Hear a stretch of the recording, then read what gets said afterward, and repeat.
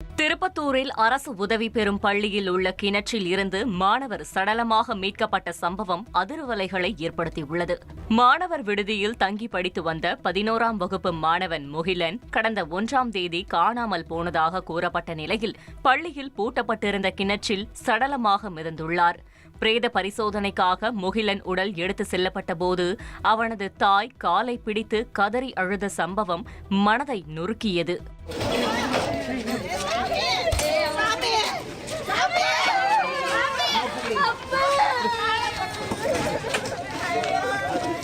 முகிலனுக்கு கை தலையில் காயம் இருப்பதால் அடித்து கொன்றிருப்பார்களோ என முகிலனின் தாயார் நளினி சந்தேகம் தெரிவித்துள்ளார்.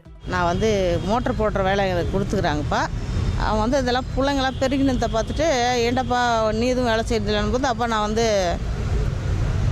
மோட்டர் போடுற வேலையை எனக்கு தருவாங்க, 5 மணிக்கு எழுந்து போய் நான் மோட்டர் போடுவான்னு சொன்னான். அதுக்குள்ளே அந்த ஷார்ட்டருக்குள்ள கல்லெல்லாம் எடுத்து ரெடி பண்ணி வச்சுக்கிறாங்க. அந்த ஒயருக்குது ஏதாவது சேக்கை கட்சிக்குமோன்னு ஒரு டவுட்டு.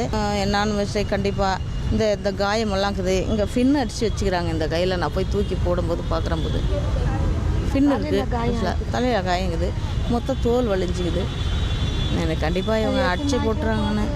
மேலும் மாணவரின் இறப்பில் மர்மம் இருப்பதால் பள்ளியின் பாதிரியார் ஜேசு மாணிக்கத்தை கைது செய்ய கோரி முகிலனின் உறவினர்கள் மற்றும் அதிமுக தாவேக கட்சி பிரமுகர்களும் வாணியம்பாடி பிரதான சாலையில் மறியல் போராட்டத்தில் ஈடுபட்டனர்.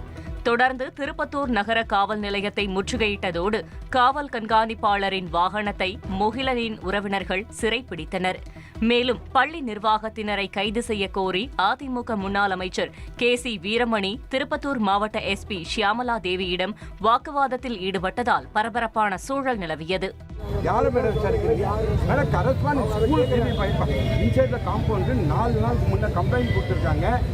அதே காம்பவுண்டுக்குள்ளே வெளியே நடந்தா கூட போகலாம். அதாவது கரஸ்பாண்டன்ட் பரவாயில்ல.